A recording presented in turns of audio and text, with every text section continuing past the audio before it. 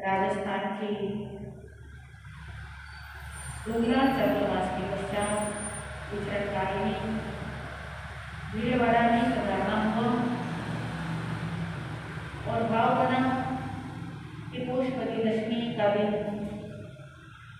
नजदीक है और ये दिन हमारे 23वें तीर्थंकर भगवान श्री पार्श्वनाथ जी से जुड़ा हुआ है, क्योंकि पोषपति दशमी के दिन भगवान श्री पार्श्वनाथ जी का जन्म कल्याणक होता है और उसके बिल्कुल अगले दिन पोषपति एकादशी के दिन भगवान श्री पार्श्वनाथ जी का दीक्षा कल्याणक होता है। तो इस अवसर पर प्रभु श्री पार्श्वनाथ जी का महामंगलकारी कल्याणकारी चारित्र सुना और सुनाना बहुत अधिक श्रेयस्कर होता है। तो आइए आज हम प्रारंभ करेंगे प्रभु पार्श्वनाथ जी का जीवन चरित्र। उससे पूर्व प्रभु की स्तुति का एक भजन आप सभी एक बार सुनेंगे, दूसरी बार साथ में बोलने का भाव रखेंगे। पार्श्व प्रभु का जो ध्यान लगाए, ध्यान लगाए वह आनंद पाए, ध्यान लगाए वह आनंद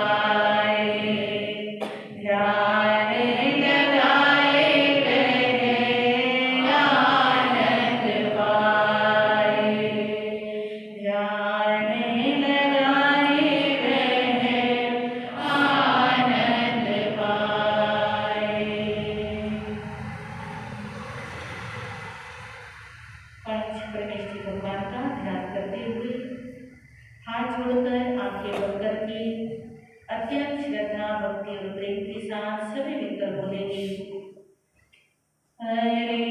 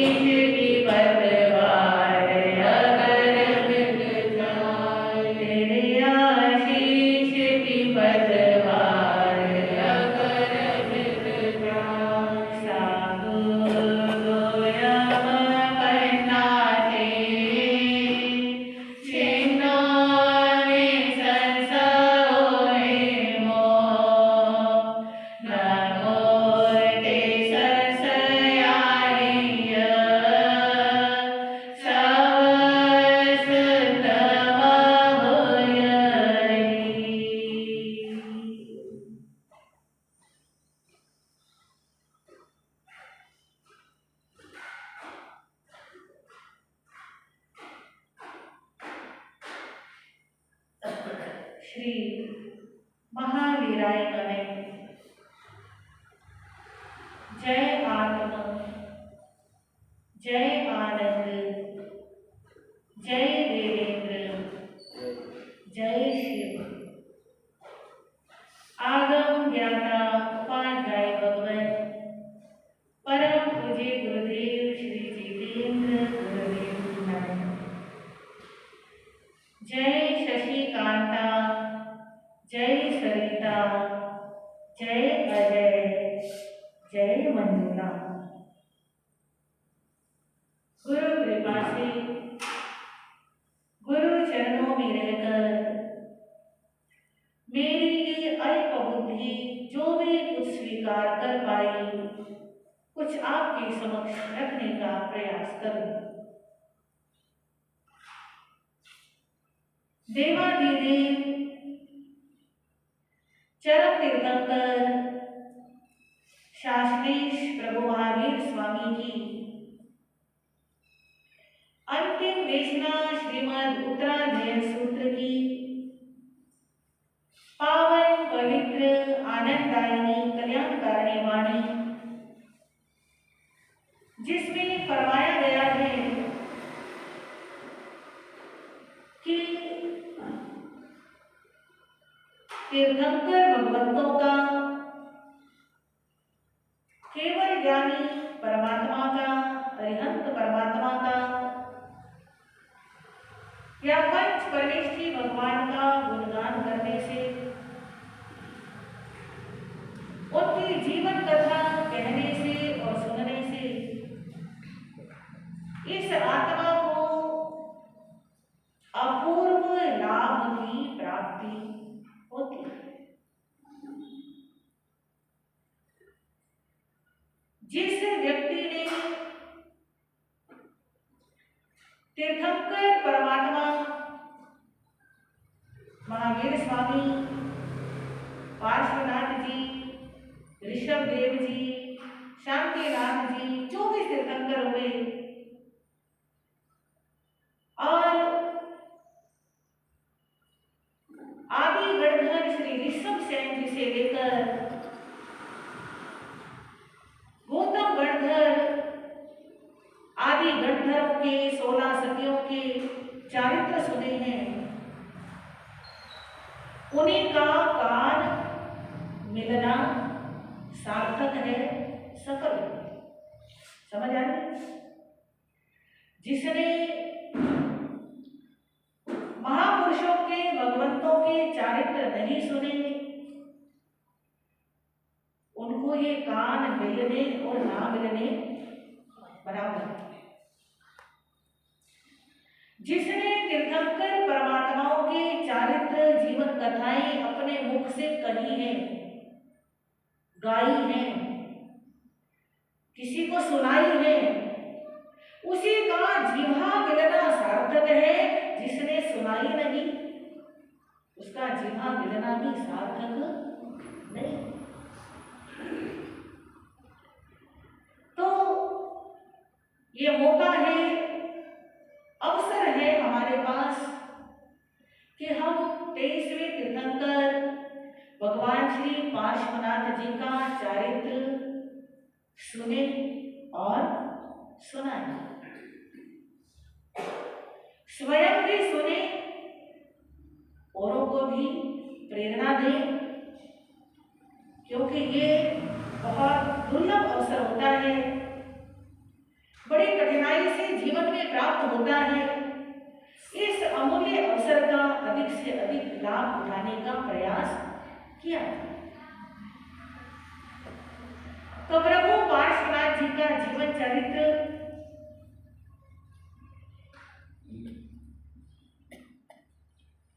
हमारे जैन धर्म के अंदर 24 तीर्थंकर हुए और इन 24 तीर्थंकरों से पहले भी अनेक बार अनंत चौबीसियां हो चुकी है और भविष्य में भी अनंत चौबीसियां होने वाली। तो भगवान पार्श्वनाथ जी का चारित्र विशेष रूप से कष्टों को हरने वाला, चिंताओं को दूर करने वाला, आत्मा का कल्याण करने वाला है। अनेक आचार्यों ने प्रभु पार्श्वनाथ जी का जीवन चरित्र संस्कृत में भी लिखा है, प्राकृत में भी लिखा है, हिंदी में भी लिखा है, गद्य में भी लिखा गया है और पद्य में भी लिखा है। अनेक ग्रंथ हैं और आप जानते ही हैं कि जितने भी जैन मंदिर हैं उनमें सबसे ज्यादा मंदिर भगवान श्री पार्श्वनाथ जी के होते हैं और भगवान पार्श्वनाथ जी के ही सबसे अधिक स्तोत्र और पाठ भी प्राप्त होते हैं और अनेक साधु साध्वी, श्रावक श्राविकाएं भगवान श्री पार्श्वनाथ जी की स्तुति करके, उनका पाठ करके अनेक प्रकार के कष्टों से, परेशानियों से, उपसर्गों से निवृत्त हुए हैं, हो रहे हैं और आगे भी होते हैं। जैसे एक तो सबसे प्रसिद्ध स्तोत्र है उपसर्गहरण स्तोत्र। कौन सा? उपसर्गहरण स्तोत्र। बच्चे को ये पाठ याद होता है और ये प्रसिद्ध है कि जब देश पर महामारी फैली, जैसे आपने कोरोना को देखा है, ऐसे ही किसी समय में एक महामारी फैली थी और उस महामारी का निवारण करने के लिए आचार्य श्री भद्रबाहु स्वामी जी ने उपसर्गहर स्तोत्र की रचना की थी और इस स्तोत्र में भगवान श्री पार्श्वनाथ जी की स्तुति की और इस स्तुति का पाठ करने से ऐसा प्रभाव था कि वो महामारी क्या हो गई, खत्म। और आज भी ये प्रचलित है कि जीवन में कोई विशेष ऐसी परिस्थिति आ जाए, 27 दिन प्रतिदिन 27 बार विधि पूर्वक उपसर्गहर स्तोत्र का पाठ कर लिया जाए तो बड़ी से बड़ी मुश्किल का हल निकल जाता है। तो भगवान श्री पार्श्वनाथ जी का जीवन चरित्र उत्तर भारत में, पंजाब में एक बहुत पहुंचे हुए मुनिराज हुए हैं कवि रतन श्री चंदन मुनि जी महाराज साहब। उन्होंने भी भगवान पार्श्वनाथ जी का चरित्र लिखा है और उन्होंने पद्य रूप में लिखा है। वे कवि थे और ऐसे पहुंचे हुए विद्वान कवि थे कि अनेक पुस्तकें उन्होंने लिखी हैं, अनेक चरित्र उन्होंने लिखे हैं और ऐसी सरस्वती की कृपा उनके ऊपर थी कि वे साधारण किसी से कोई धर्म चर्चा भी करते थे तो वो भी दोहा बना करके दोहे में करते थे। तो ऐसे श्री चंदन मुनि जी महाराज साहब, उनके द्वारा लिखित ये पुस्तक है मेरे पास और इस पुस्तक को माध्यम बना करके हम भगवान पार्श्वनाथ जी का चरित्र प्रारंभ करेंगे। सबसे पहले इस पुस्तक के रचयिता श्री चंदन मुनि जी महाराज साहब का जयकारा लगाएंगे। बोलिए कवि रत्न श्री चंदन मुनि जी महाराज साहब की जय। चिंतामणि श्री पार्श्वनाथ भगवान की जय। पुस्तक के आरंभ में मंगलाचरण किया गया है। मंगलाचरण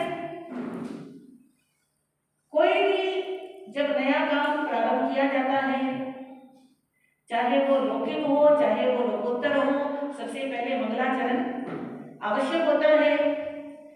तो मंगलाचरण से प्रारंभ होती है पुस्तक और ये चरित्र। आदिम जिन आदिम नृपति धर्म प्रवर्तक मरुदेवी सुत निहर कर हर हर संचित पा। इस चरित्र के प्रारंभ में हमारे प्रथम तीर्थंकर प्रभु ऋषभ देव जी का स्मरण किया गया है और कहा गया है, हे मरुदेवी सुत, आप प्रथम तीर्थंकर थे, प्रथम साधु थे और वर्तमान अवसर्पिणी काल में धर्म की शुरुआत किन्होंने की थी? भगवान श्री ऋषभ देव जी ने की थी। उनका स्मरण करके, उनको वंदन करके, उनका ध्यान करके ये चरित्र प्रारंभ किया जाता है। शांति कर श्री शांति जिन गत क्लांत निर्भ्रांत शांत दांत उपशांत चित हरे अंतर्भान। प्रभु श्री शांतिनाथ जी का स्मरण किया गया है, उनका ध्यान किया गया है कि हे प्रभु शांतिनाथ जी, आपका स्मरण करने से सारे कार्य शांति पूर्वक संपन्न होते हैं। हम जो ये चरित्र प्रारंभ कर रहे हैं ये भी हमारा निर्विघ्न, हमारे सुनाने में और आपके सुनने में कोई बाधा ना आए और निर्विघ्न हम ये चरित्र श्रवण कर सकें। महावीर गंभीर हृद ज्योतिर्मय जिन राज परम परित है आपका सारा जैन समाज। वर्तमान में शासन चल रहा है 24वें तीर्थंकर भगवान श्री महावीर स्वामी जी का। उनका वंदन नमन करते हुए प्रार्थना की गई है कि आज आपके शासन में हम प्रभु की स्तुति क्या कर रहे हैं, प्रारंभ कर रहे हैं। चार तीर्थ तारन तरन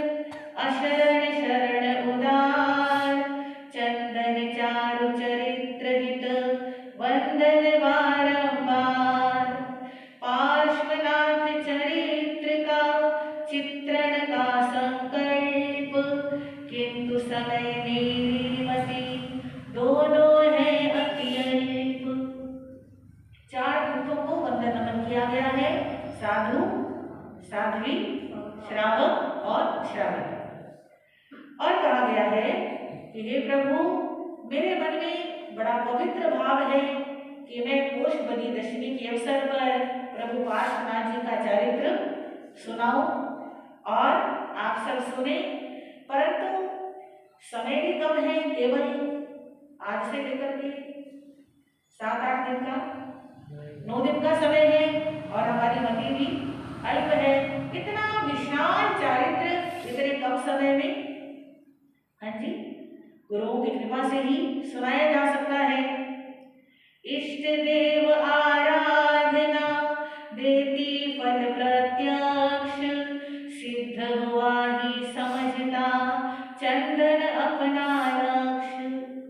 हमने प्रारंभ में ही इष्ट देवों का स्मरण किया है, इसलिए हमें विश्वास है कि हमारा यह चरित्र बहुत अच्छी प्रकार से सुना जाएगा और सुनाया जाएगा। गुरुदेव करके शुभ नजर, निरखो अपना शीश, सुख से संपूर्ण करूं अपना मन निवेश। गुरुदेव की कृपा रहे और हमारा ये मन में सोचा हुआ पवित्र काम बहुत अच्छी प्रकार से संपूर्ण हो। इस मंगलाचरण के पश्चात भूमिका प्रारंभ की जाती है कि अभी तक 24 तीर्थंकर वर्तमान अवसर्पिणी काल में हुए हैं, जिनमें प्रथम हुए हैं भगवान श्री ऋषभदेव जी और अंतिम हुए हैं भगवान श्री महावीर स्वामी जी। परम रसीला जीवन जिनका आज सुनाने बैठा हूँ, रच करके संगीत सुधा मैं मुख से गाने बैठा हूँ। 23वां है नंबर उनका, कहते पारसनाथ उन्हें, कष्ट नष्ट हो जाते उनके, जपते जो दिन रात उन्हें।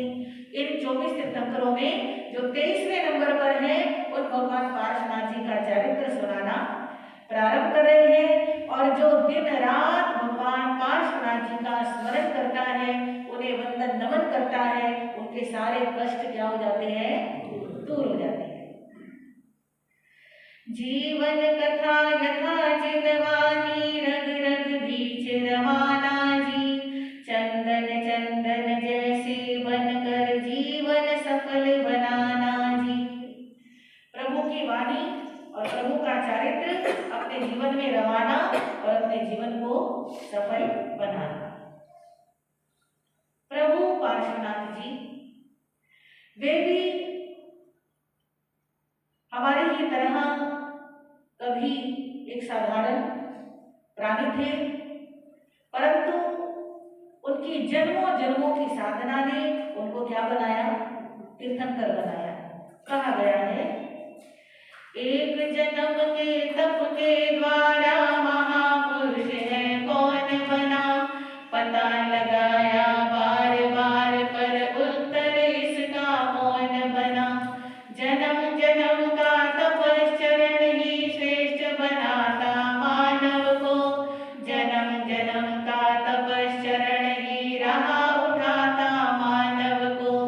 जन्म जन्म का तपश्चरण ही आत्मिक बल प्रकटाता है, जन्म जन्म का तपश्चरण ही मुक्ति द्वार दिखाता है।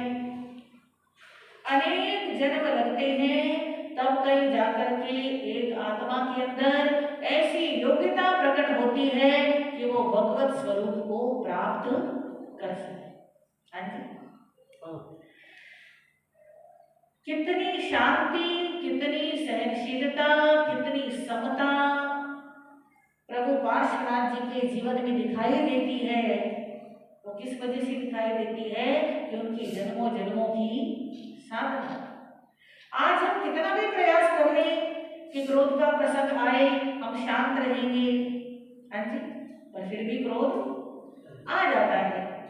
पर जन्मों जन्मों की साधना जब होगी तो बिना प्रयास के ही मन में क्या रहने लगेगी? शांति रहने लगेगी।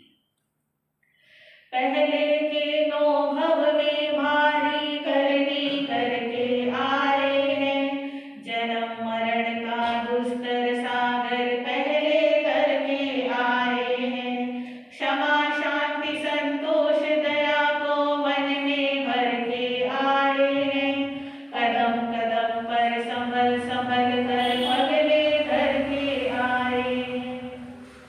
भगवान पार्श्वनाथ जी का जो भव हम याद करते हैं वो उनका 10वां भव है। उससे पहले के 9 भवों में उन्होंने बहुत कठिन करनी, बहुत कठिन तपस्या की है।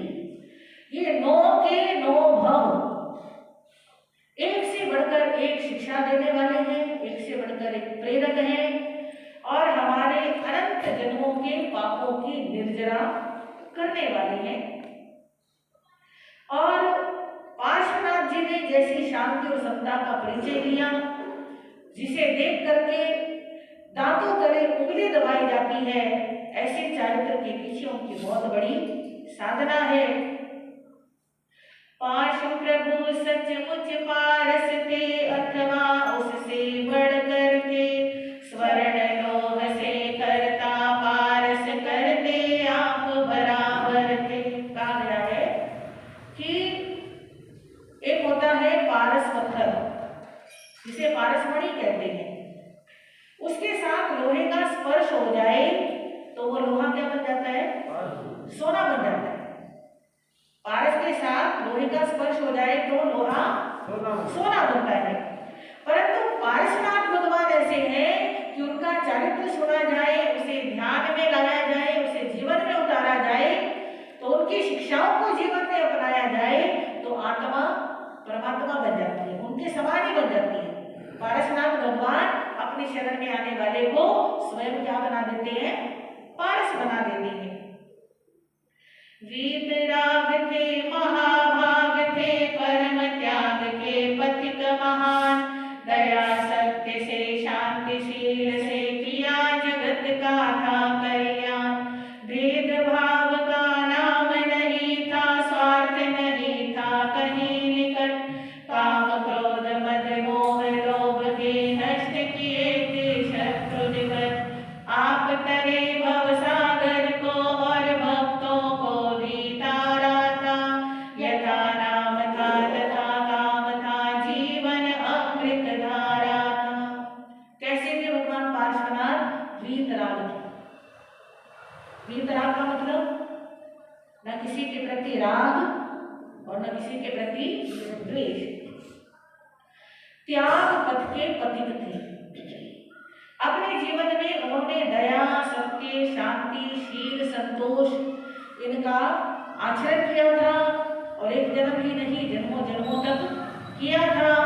और इन्हीं गुणों के द्वारा वो स्वयं भी तर गए और अपने भक्तों को, अपनी सेवा में आने वालों को भी पार उतारा था। चिंतामणि है, कल्प वृक्ष है, कामधेनु है, पावन नाम, भक्ति भावना पूर्णित जप से सर्व सिद्ध हो सबके काम, रहे न कोई संकट बाकी, रहे न बाकी कोई कष्ट, कितनी भी विपदा हो आई हो जाती है आखिर नष्ट। प्रभु पार्श्वनाथ जी चिंतामणि रतन के समान है। जैसे चिंतामणि रतन होता है, उसके सामने कोई भी चिंता की जाए वो क्या हो जाती है? खत्म हो जाती है, दूर हो जाती है।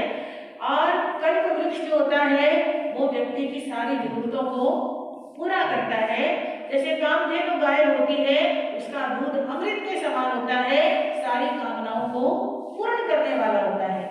ऐसे हम सबके कल्प वृक्ष कौन है? भगवान श्री पार्श्वनाथ जी। हम सबकी कामधेनु गाय कौन है? भगवान श्री पार्श्वनाथ जी। और हमारा चिंतामणि रतन कौन सा है? भगवान श्री पार्श्वनाथ जी। इतने उनके नाम का यश है कि उनका नाम लेने मात्र से बड़े कष्ट क्या हो जाते हैं? दूर हो जाते हैं। तो आइए उनके 9 भावों में पहले भाव का चरित्र चित्रण प्रारंभ करते हैं। पार्श्व जिनेश्वर का प्रथम भव में करो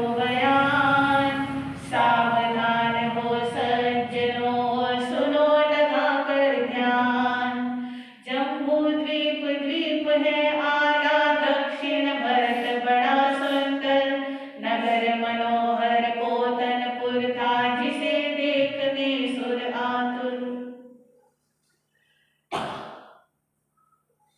ये संसार, ये पूरा जो लोक है, ये 14 राजू समान है। ऊपर का लोक है ऊर्ध्व लोक, जहां पर देवी देवताओं का निवास होता है। नीचे का लोक है नरक लोक, जिसे अधोलोक कहते हैं। वहां पर जीव अपने पापों का फल भोगते हैं। और ये जो मध्य लोक है, इस मध्य लोक के अंदर बिल्कुल धरती के सेंटर में एक जम्बू द्वीप नाम का द्वीप है। इस जम्बू द्वीप के दक्षिण दिशा की तरफ एक भरत नाम का क्षेत्र है।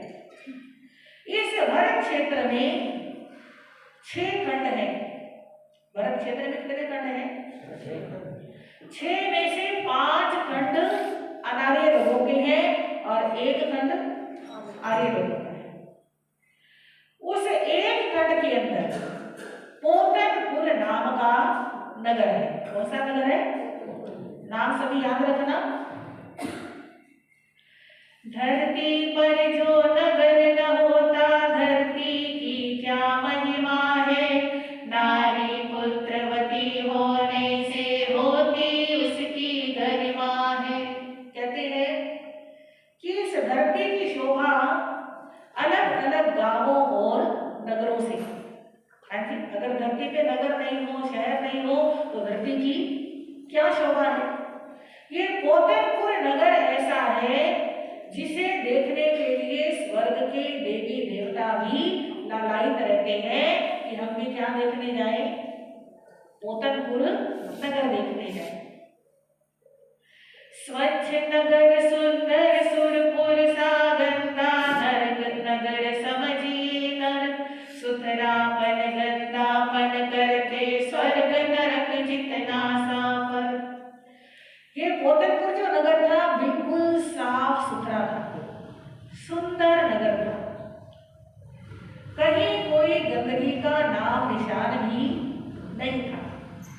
थोड़ा सोचने की बात है कि हमारे भारत के लोग बाहर के देशों में जाना पसंद करते हैं, जबकि शास्त्रों में लिखा गया है कि स्वर्ग के देवी देवता कहाँ आना पसंद करते हैं? भारत में आना पसंद करते हैं। भारत में क्यों आना पसंद करते हैं? क्योंकि यहाँ पर धर्म ध्यान है, ये ऋषि मुनियों की भूमि है, यहाँ पर त्याग बलिदान की गौरव गाथाएं है, इसलिए देवी देवता यहाँ आना पसंद करते हैं और यहाँ के लोग बाहर जाना पसंद करते हैं। किसी से पूछा जाए क्यों जाते हो, क्या मिला वहां जाके, कहते जी सफाई बहुत है। क्या है वहां पे? सफाई बहुत है। अब सफाई है तो कोई बीमारी भी नहीं है, शरीर स्वस्थ रहते हैं, सुंदर रहते हैं। तो यहाँ पर भी हम सबको ये सीख लेनी चाहिए। श्री चंदन मुनि जी महाराज साहब कहते हैं, जैसे हम अपने घर को स्वच्छ रखते हैं, वैसे अपने नगर को भी स्वच्छ रखना चाहिए। इधर उधर कचरा नहीं फैलाना चाहिए। सफाई के इतने इंतजाम होते हैं पर फिर भी गंदगी, जिस गली में चले जाओ, हाँ, लोगों की आदत क्या होती है? कुछ भी खाया और छिड़का सड़क पे। तो ऐसे काम जो सभ्य नागरिक होते हैं, जो अच्छे नागरिक होते हैं, वो कभी भी नहीं करते हैं। जिस देश में रहना है, जिस देश में जन्म लिया, जो देश पूरे विश्व का गुरु है, उस देश को हम क्या करते हैं? खराब करते हैं, गंदगी फैलाते हैं। अगर हम स्वच्छ नहीं कर सकते तो हमें गंदगी भी नहीं फैलानी चाहिए। इतना साफ सुथरा रखना चाहिए कि बाहर से कोई आए तो उसका मन लग जाए। चारों ओर नगर के सुंदर लगे हुए अच्छे उद्यान, उद्यानों में आने वाले करते अपनी दूर थकान। ये पोतनपुर जो नगर है, इसमें चारों तरफ सुंदर सुंदर उद्यान लगे हुए हैं, अर्थात पेड़ पौधे। पेड़ पौधे समृद्धि की पहचान होते हैं। पेड़ पौधे हमारे लिए परम उपकारी होते हैं। जितना आज प्रदूषण फैल रहा है, अगर उसी एवज में पेड़ पौधे भी लगते रहे तो शायद ये प्रदूषण ज्यादा नुकसान ना करे। आज की जो बीमारियां बढ़ रही हैं, उसका कारण क्या है कि पेड़ पौधे कम हो हुआ करते थे, जंगल ज्यादा हुआ करते थे, बस्तियां इतनी बड़ी नहीं होती थी। आज इंसान ने अपने लालच के कारण परिवार में 4 मेंबर हैं और घर बहुत बड़े बड़े हैं। पहले मेंबर ज्यादा हुआ करते थे और घर बहुत छोटे हुआ करते थे। पर आज इंसान ने सब खेती की भूमि खरीद करके बड़े बड़े मकान बना लिए हैं, बड़ी बड़ी फैक्ट्रियां बना ली हैं, बड़े बड़े मॉल बना लिए हैं, जिसका खामियाजा हमको भी भुगतना पड़ रहा है और आने वाली पीढ़ियों को भी भुगतना पड़ने वाला है। तो पेड़ पौधों का जरूर ध्यान रखें। अगर नए नहीं लगा सकते तो पुरानों की सेवा करें, उनको पानी दें, उनका सिंचन करें, क्योंकि पेड़ है तो जीवन है, ऑक्सीजन है, स्वास्थ्य है, तो पेड़ों का सभी को ध्यान रखना चाहिए। पानी का संकट होने से हो जाता है जीवन क्षुब्ध, बड़े बड़े चौड़े पथ चलते रहते, रात्रि दिन सुख है। पोतेपुर नगर ऐसा था जहां पर पानी का कोई संकट नहीं था, और आज तो आए दिन चेतावनियां आती जा रही हैं, अखबार भरे होते हैं कि वहां का पानी सूख गया, वहां का पानी सूख गया। किसी देश के अंदर तो नहाने का बैन लगा दिया कि कोई नहाएगा नहीं, क्योंकि पानी क्या होता जा रहा है, जहां पानी नहीं है वहां पानी की वैल्यू है, हाथ धोने के लिए भी पानी नहीं है, पीने के लिए भी बोतल में बिकता है, और जहां है वहां लोग फर्श धोते हैं, गाड़ियां धोते हैं, अनावश्यक सड़क पर डालते हैं। हम विहार करते हैं तो दूर दूर तक पाइप लेकर के ऐसे पानी डाल देते हैं, तो वहां पर सारा पानी क्या होता है, वेस्ट होता है। भगवान महावीर स्वामी ने कहा है एक एक बूंद के अंदर असंख्य जीव होते हैं, तो जीव दया की दृष्टि से भी पानी का इस्तेमाल सोच समझ के करना चाहिए, और मानव का धर्म समझ के भी पानी की हमें बचत करनी बहुत जरूरी है। कदम कदम पे ध्यान रखें कि हमारे द्वारा कभी पानी वेस्ट ना हो। पानी को धन समझना चाहिए, पानी को जीवन समझना चाहिए। पानी वेस्ट करने का मतलब धन वेस्ट करना।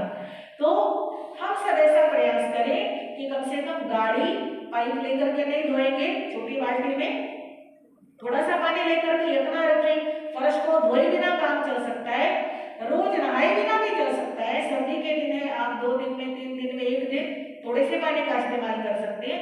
तो जितने हो सके पानी की क्या करें, बचत करें, ताकि धरती पर जीवन जीना सहज रहे, सुगम रहे।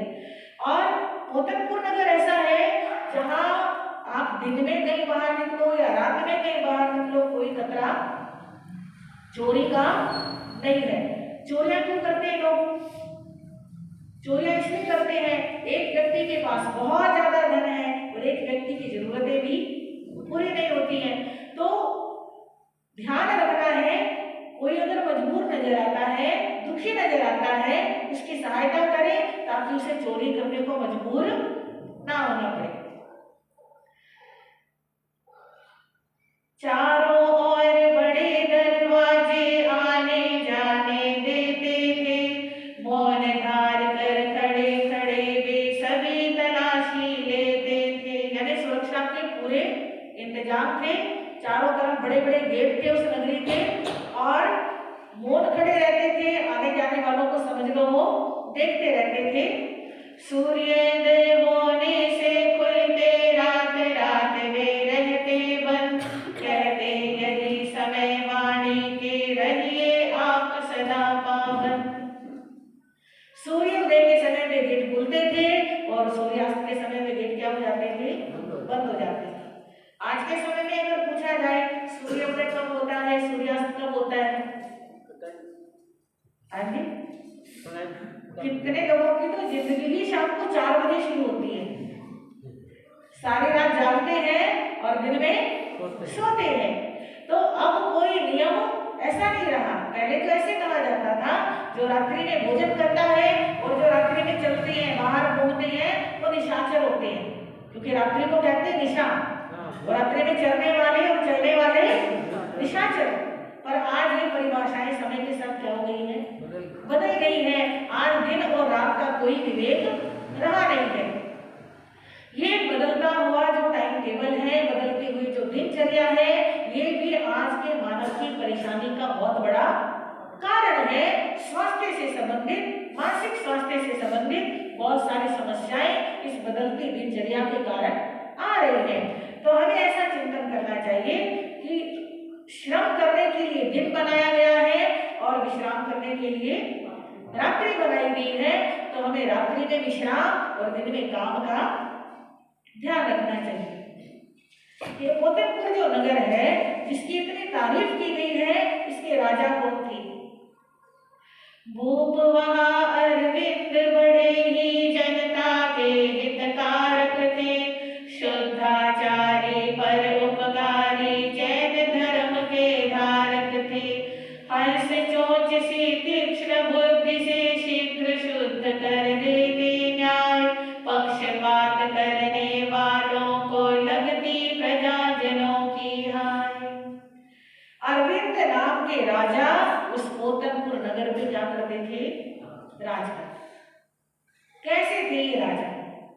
प्रजा के हित कारक थे, वही काम करते जिसमें प्रजा का हित हो, भला हो, शुभ हो।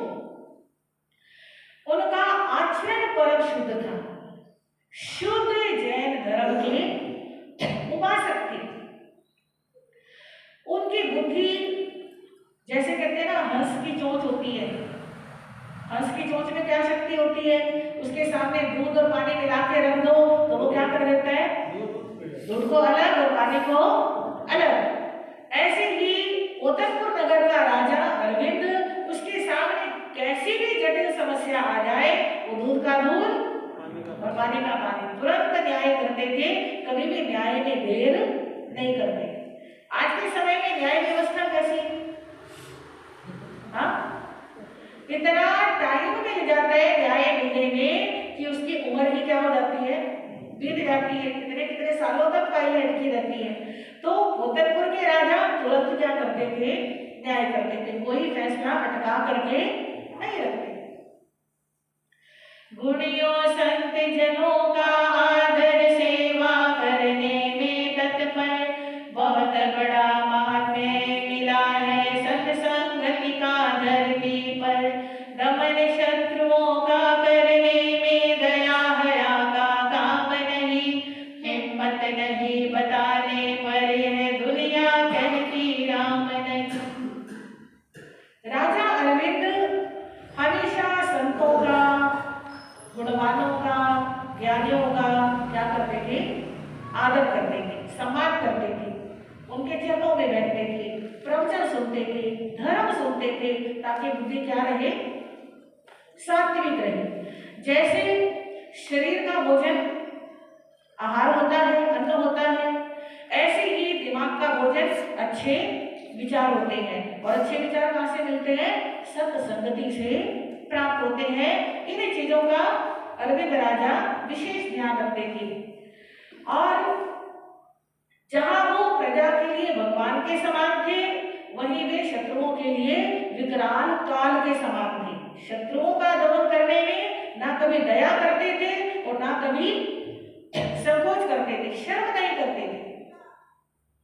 तो ऐसा चंद्रमा के समान उज्जवल कीर्ति वाला कौन था? राजा अरविंद था। उस राजा की रानी कौन थी? आदि व्याधि उपाधि रहित थी रंभासी सुंदर रानी, अभी प्रेत संयोग अगर हो तो ही खुश रहता प्राणी।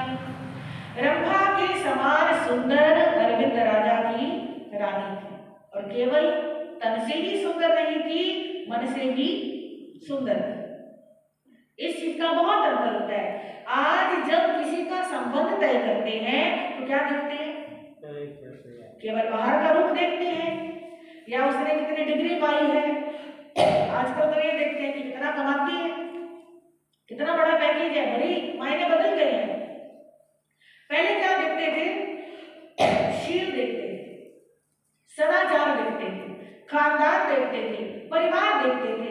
रंग रूप कितने दिन तक देख लोगी? रंग रूप बहुत सुंदर है, परंतु आदतें अच्छी नहीं है, सदाचार नहीं है, सेवा भावी नहीं है, शीलवती नहीं है, तो फिर जीवन कैसा हो जाता है? नरक के समान हो जाता है। तो अरविंद राजा की रानी कैसी थी? सारे गुणों से भरपूर थी। मति सागर मंत्री को सुख से सौंप रखा है सारा भार, बुद्धि और चातुर्य कला क्या मिलती देखी कहीं उधार। राजा का मंत्री था मति सागर। क्या नाम था? मति सागर। मतलब क्या? बुद्धि का सागर।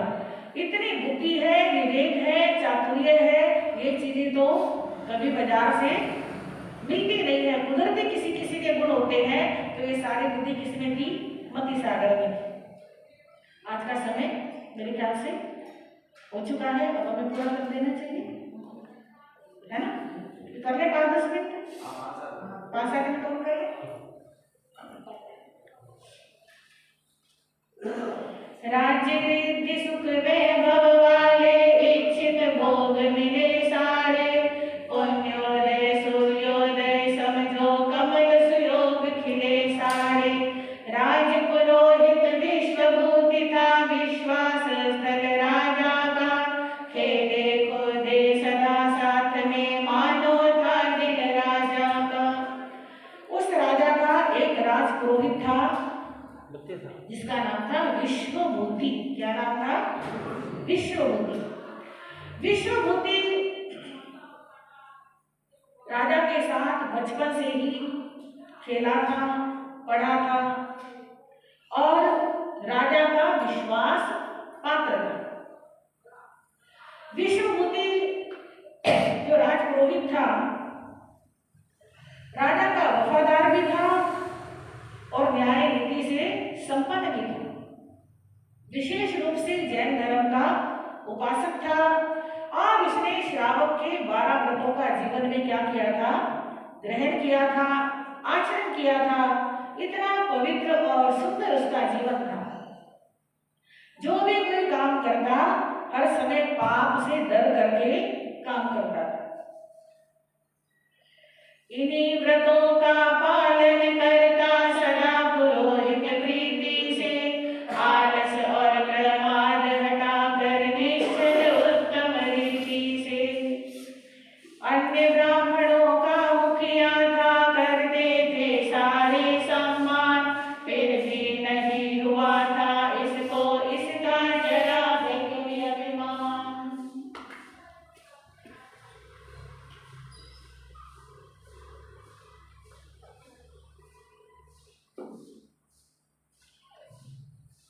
विश्वभूति ब्राह्मण जो राजपुरोहित था, अन्य सभी ब्राह्मणों के अंदर उसका अलग से आदर और सम्मान था। परंतु आदर और सम्मान पाकर के भी उसके मन में जरा सा भी अहंकार नहीं था। भाग्यवती थी भार्या सुंदर, धनुर्धरा था इसका नाम, कुल गगनांगनी शशिरेखा जैसी लगती सदा रमा। विश्वभूति पुरोहित की पत्नी थी जिसका नाम था अनुधरा। क्या नाम था? सारे नाम याद हो गए? मोतरपुर नगर, अरविंद राजा, मति सागर मंत्री, विश्वभूति पुरोहित और अनुधरा उसकी रानी, उसकी धर्मपत्नी। शील स्वभाव चरित्र स्नेह से पति पर पाया था अधिकार, यही मंत्र है तंत्र यंत्र है चंदन हम करते हैं। जैसे हर स्त्री की इच्छा होती है कि मेरा पति पर क्या होना चाहिए? अधिकार होना चाहिए।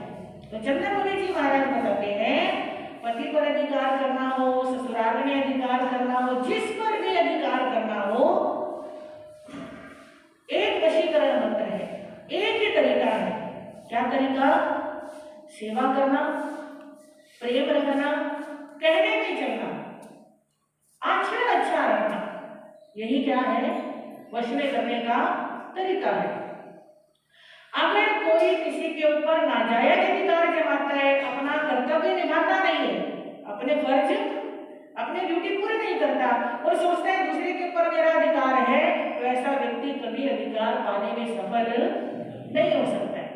अधिकार वास्तव में दिया नहीं जाता, अधिकार तो लिया जाता है, जिसके द्वारा सेवा और परोपकार के द्वारा।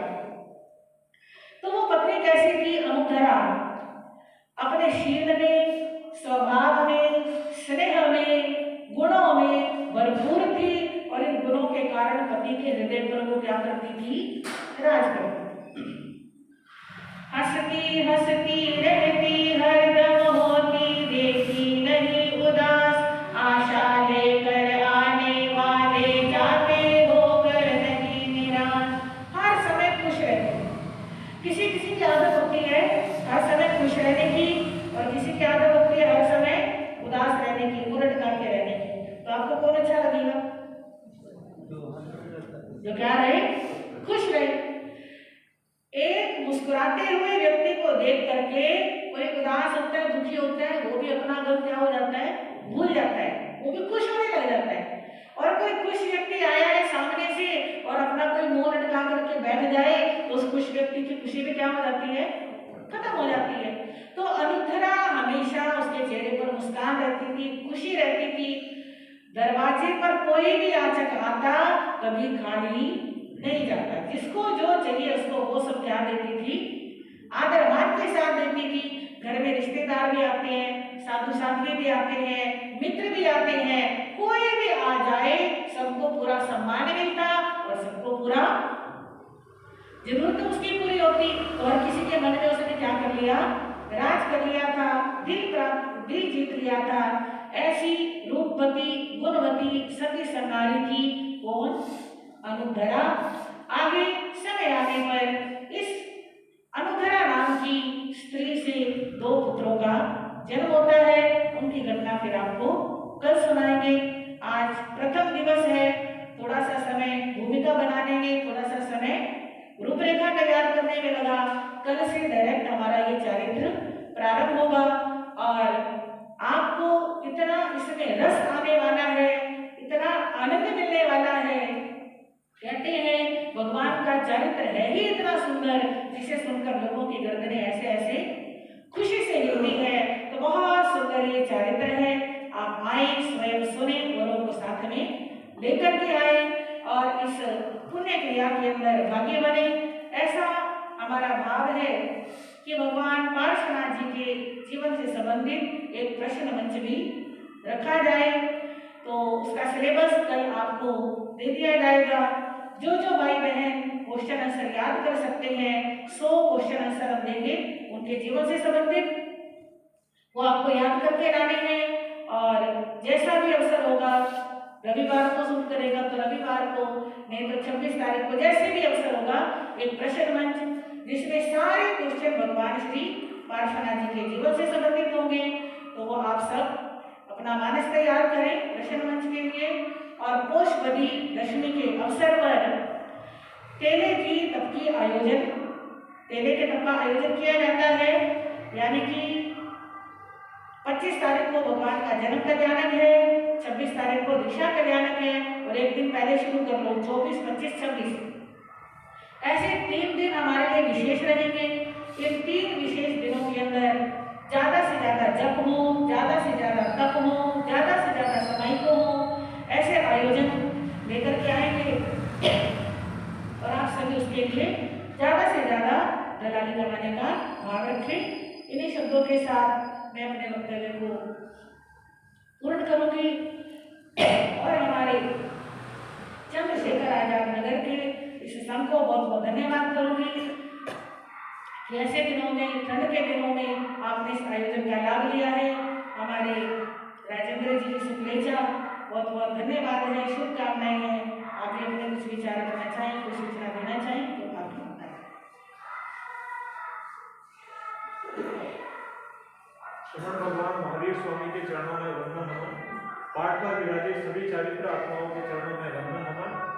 जैसा कि आप सभी को भी महाराज ने सारी जानकारी दे दी है कि इस समय हमें यह बहुत ही शुभ अवसर प्राप्त हुआ है।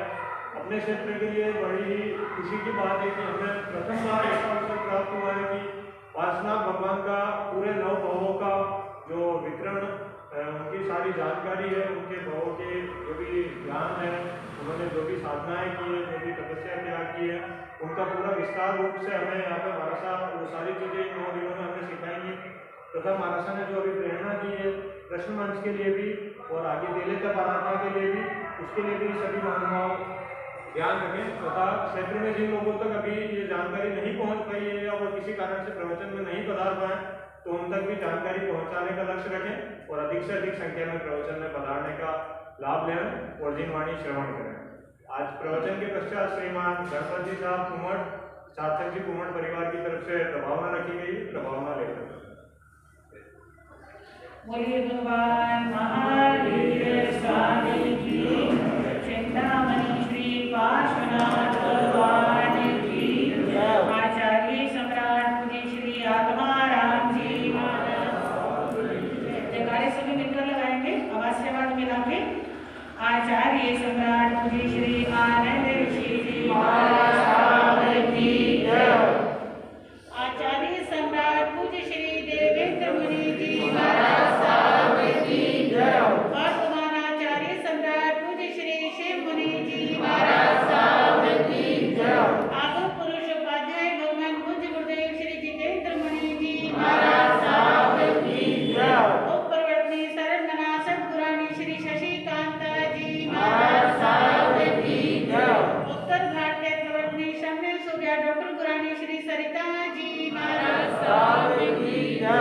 बहने की जयकारे बोल सकती हैं तो सबकी आवाज है, तेज बोलो थोड़ा सा। शरण मना सद्गुरानी श्री अजय जी महाराज की जय। उपप्रवर्तनी शरण मना सद्गुरानी श्री मंजुला जी महाराज की जय। आगम रसिका मधुर वक्ता स्वर ज्योति श्री प्रेक्षा जी महाराज की जय। संसार के सभी महापुरुषों की जय। अहिंसा परमो धर्म की जय। श्रवण संघ की जय। जैन धर्म की जय।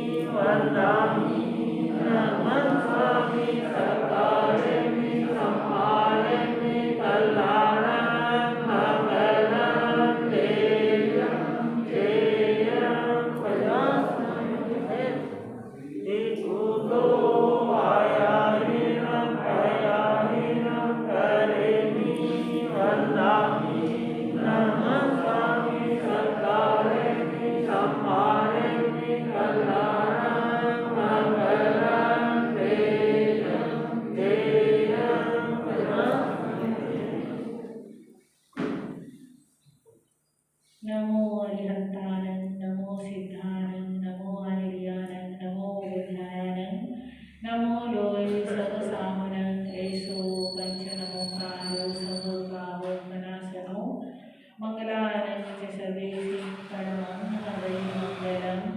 श्री चितारी मंगलम, अरिहंता मंगलम, सिद्धा मंगलम, साहु मंगलम, केवली पनतो धमो मंगलम, चतारी लघुतमा, अरिहंता लघुतमा, सिद्धा लघुतमा, साहु लघुतमा, केवली पनतो धमो लघुतमा, चतारी शरणं कवज्यामि, अरिहन्ते शरणं कवज्यामि, सिद्धे शरणं कवज्यामि, साहु शरणं कवज्यामि, केवली पनतं धम्मं शरणं कवज्यामि। ये 4 शरणें सुख करने, दुख करने, मंगल करने और शरण नहीं कोई, जो भव प्राणी याद रखें अक्षय